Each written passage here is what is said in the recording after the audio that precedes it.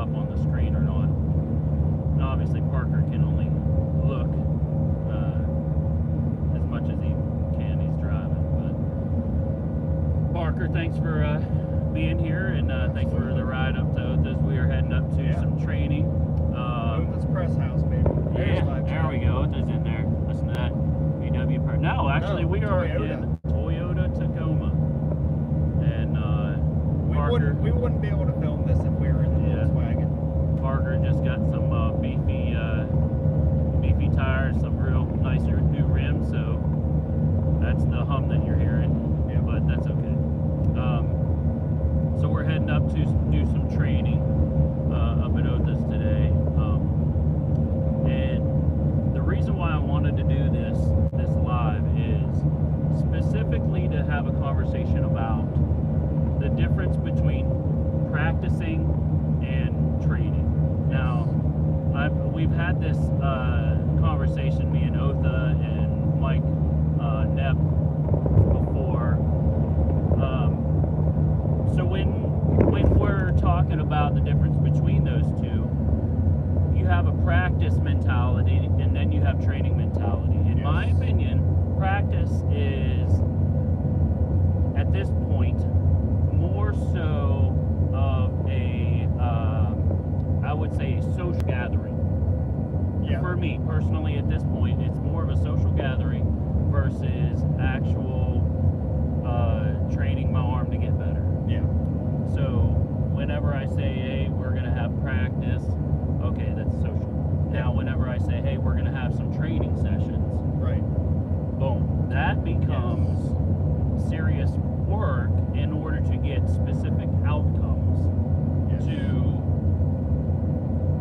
to a degree, right? And we're looking for work in specific areas that we are wanting to strengthen our weaknesses.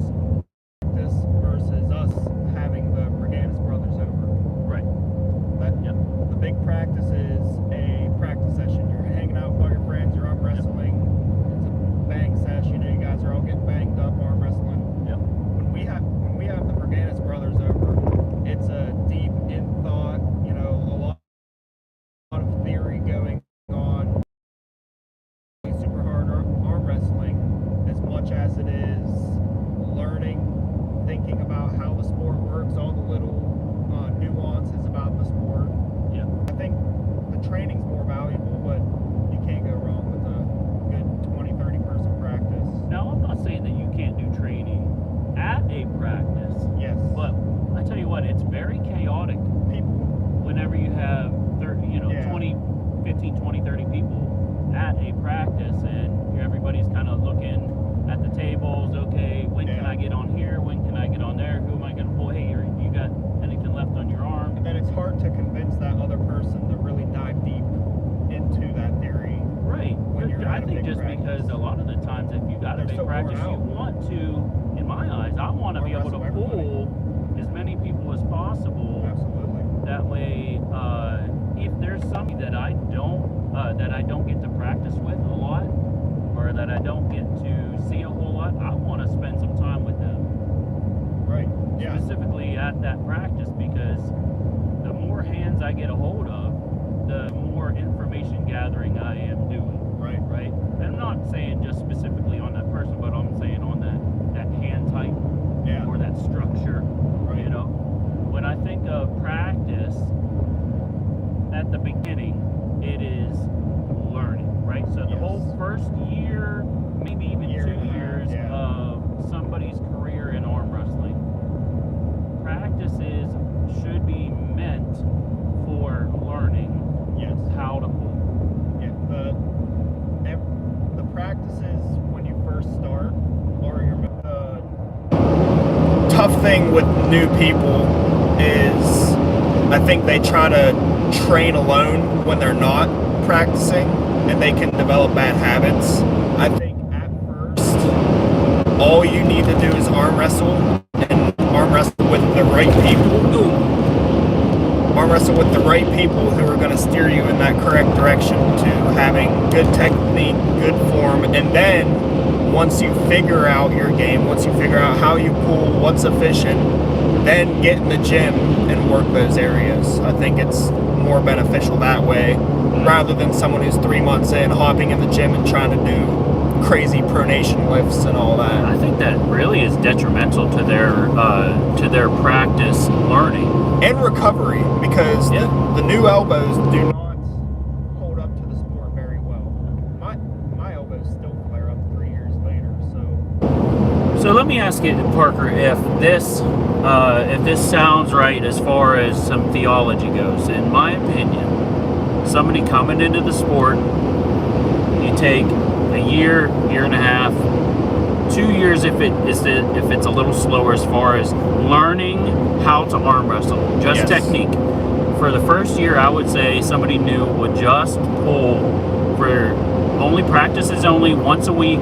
Yes. Recovery only, no 1-rep matches or anything like that. So you would do like a year of just learning technique. Yes.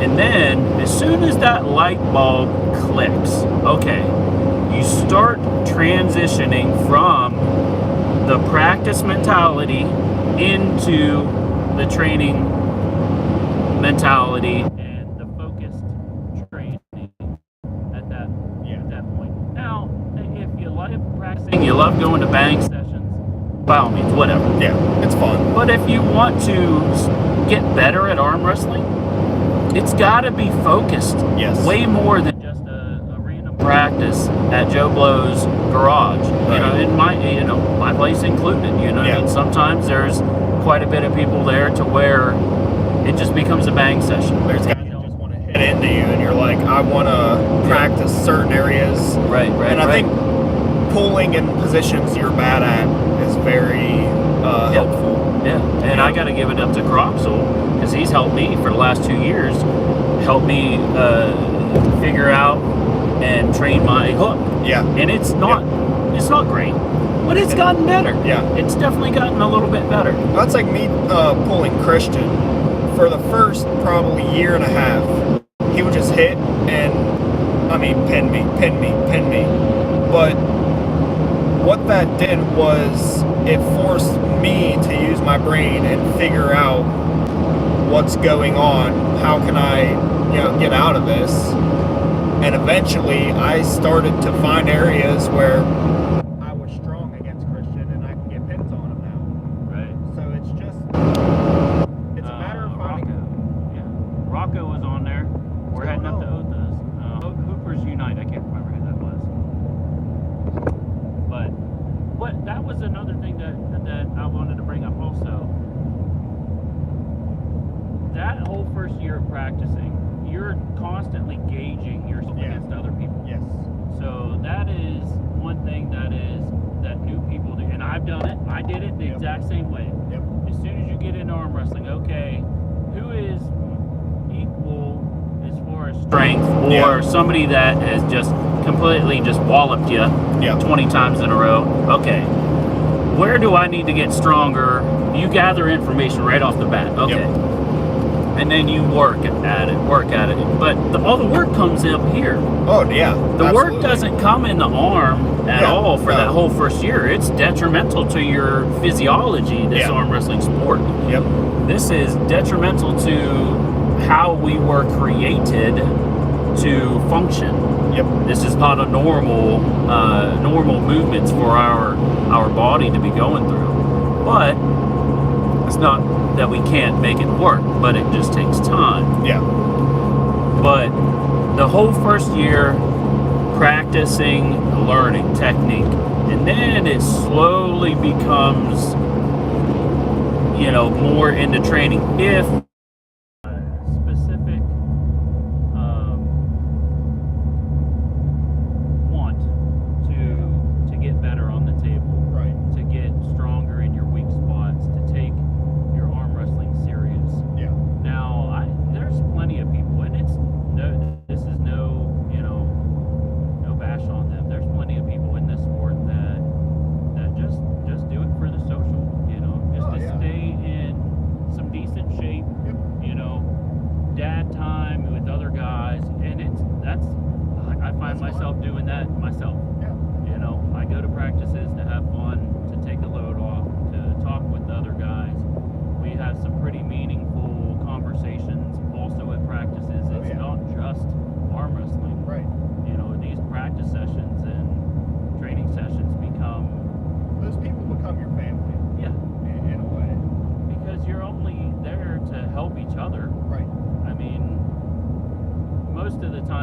gonna go to a quote unquote practice, and if they're just getting smacked around the whole time and not learning anything, and not people aren't talking or anything like that, it's not fun to be at. So I don't personally see people staying at practices like that. That's why you've seen a lot of practices come and go along the ways. Yeah.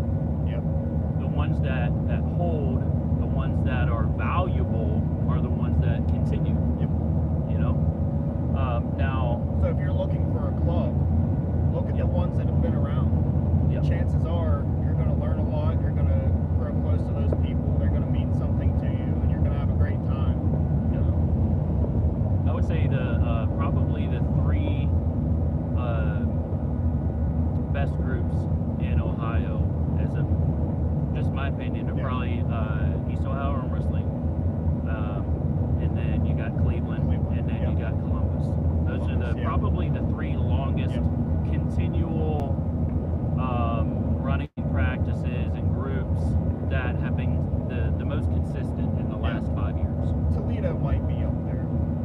Maybe not quite as long. They're definitely less consistent. Yeah. I don't think that there's anybody up in Toledo right now that is holding consistent practices. Okay. But that doesn't mean that people don't get together and train and stuff, which is awesome. I love to hear about it. I love to see it.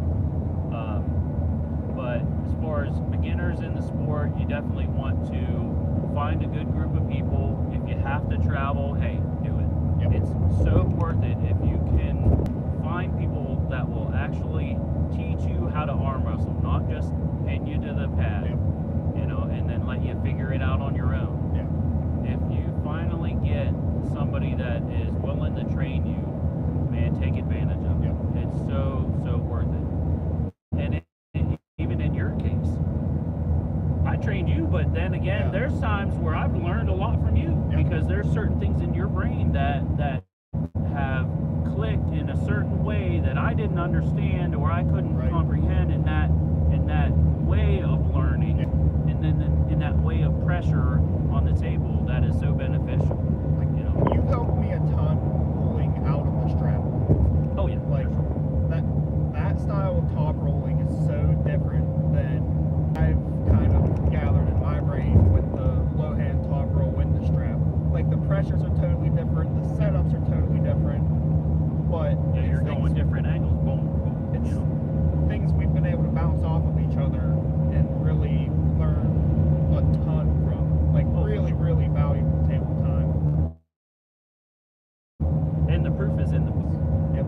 Literally, the proof is in the pudding. The level that you and Justice Black have achieved out of that training, out of that arm wrestling theology viewpoints, is just the one-on-one, very awesome. The one-on-one 4 hours in your basement sessions. It's been super beneficial. And they have not only benefited us as pollers, they benefited in a small arm wrestling community that has came to East Ohio Arm Wrestling to learn, to gather that information, to seek more technique ability on the table.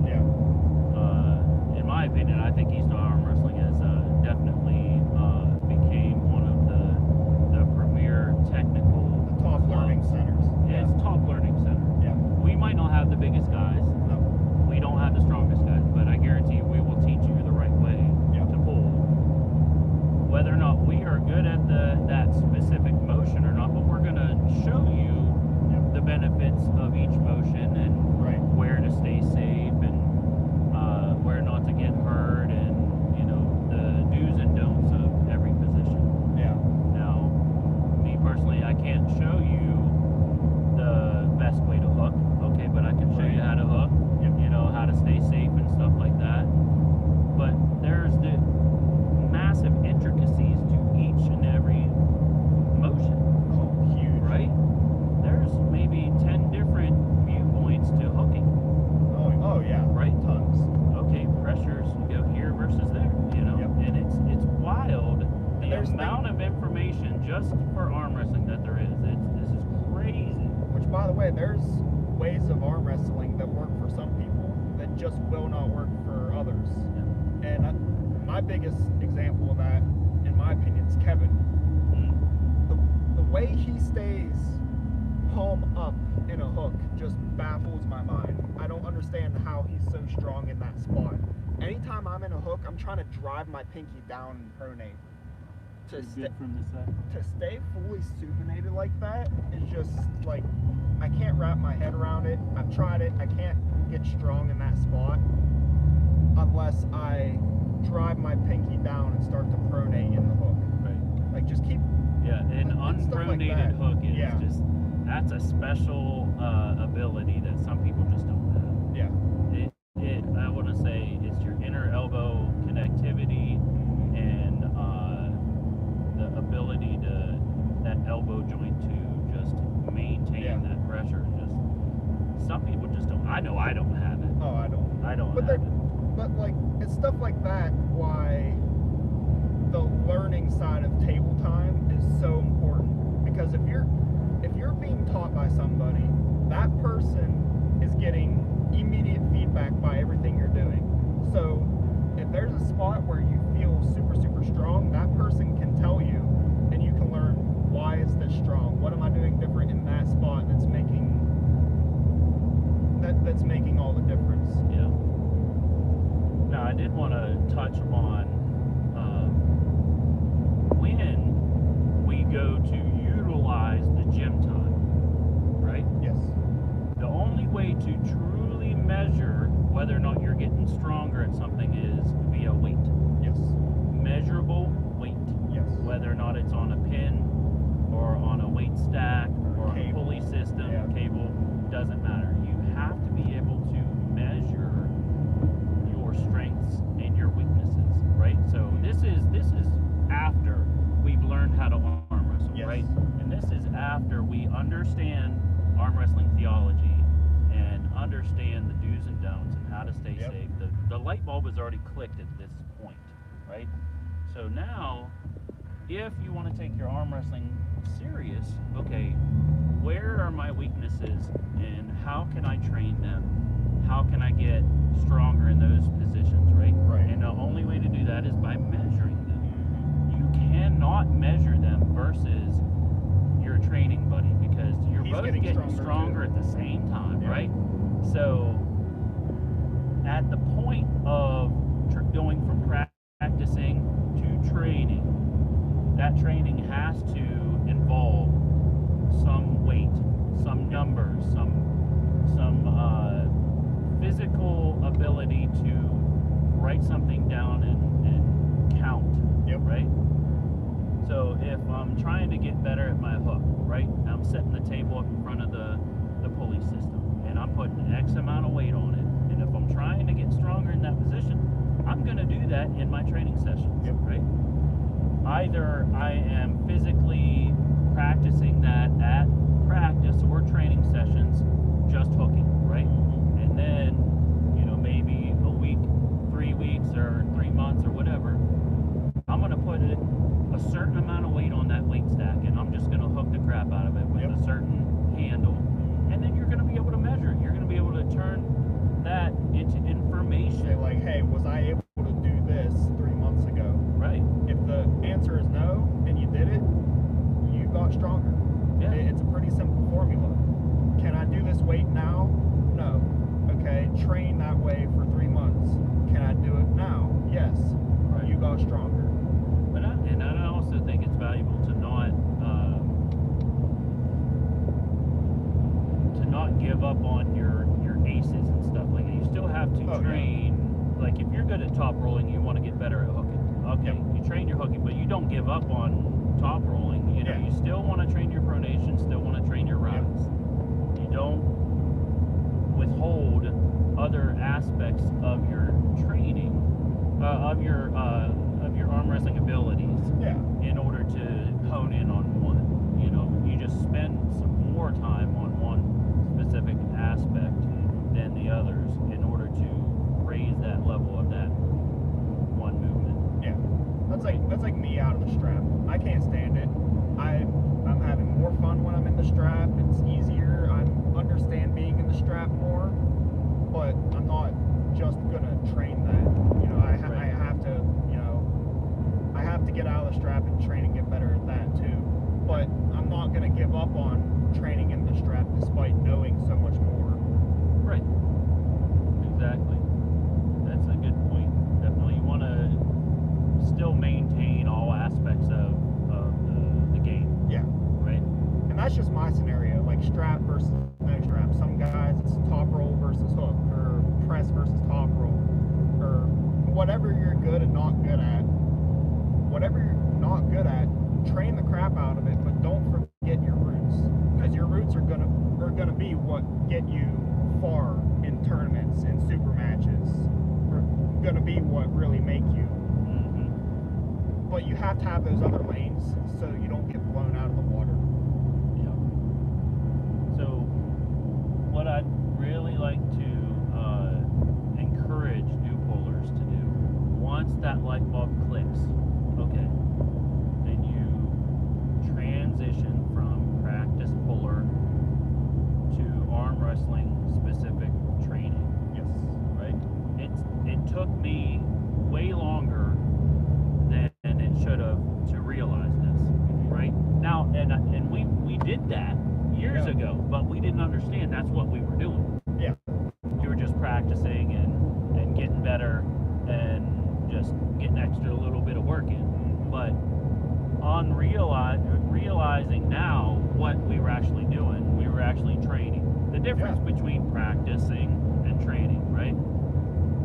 That light bulb was already there, but we were just getting more practicing. In reality, we were getting training. I want to say the language of us arm wrestlers need to be adjusted at certain times, right? Yes. Okay, let's go to practice. All right, well, are we just practicing just to do whatever, or are we actually getting some training? Yeah, like if you told me, hey, we're gonna head up to a practice, it's gonna be a good time. That's just having fun. It's nonchalant having fun. Yes. Yeah. Now, if you text me and say, hey, I'm about to get a good training session in, I know, okay, there's going to be weights involved, there's going to be ideas involved, there's going to be smart arm wrestling happening without, killing our arms. It's going to be a very smart tactical approach versus hanging out with your buddies and beating yourselves up. Yep. I think we should, as a community, start specifically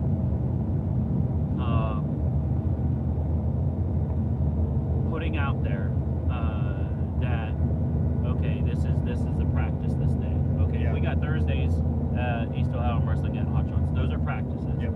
Now I'm not saying that training can't happen at those practices, right? Because the last few practices we've had maybe 4, 5, 6 guys, and the thought processes came out. Yeah. When everybody's kind of tired, they've gotten a few pulls in, everybody's kind of standing around talking. Okay, listen guys, there's a difference between practicing and training, right? Once, and I just had this conversation with a few of the new guys that we have down there, and I was trying to explain to them, okay, that now's the time to learn. You learn as much as you can, and then once it comes, then you start looking for that training. Right. And I tell you what, we got one new guy named Bob, Big Bob, man. 3 practices in, and dude, I think his light bulb's gonna click before 6 months. Nice. To be honest with you. That's exciting. It is, and he's like a big boy, and it's gonna be super valuable to have him part of the group. Oh, no doubt. Because we've not had big guys in our group for a long time. Yeah. I mean, I think Hunter was the biggest guy that we had, and he was 240. Yeah. And I remember when he came back after training with a bunch of different clubs, and my lord, no one could move him. Yeah. With both hands. Like, he came back swinging. So when those big guys' light bulbs do click, it's super valuable. Oh yeah. Let's see what we got as far as chats here. I think the Berganis Bros was in there. Just a couple of bad dudes. Yes sir. Yes sir. Training specifically alone, you work where you want and work getting stronger in those areas. Practice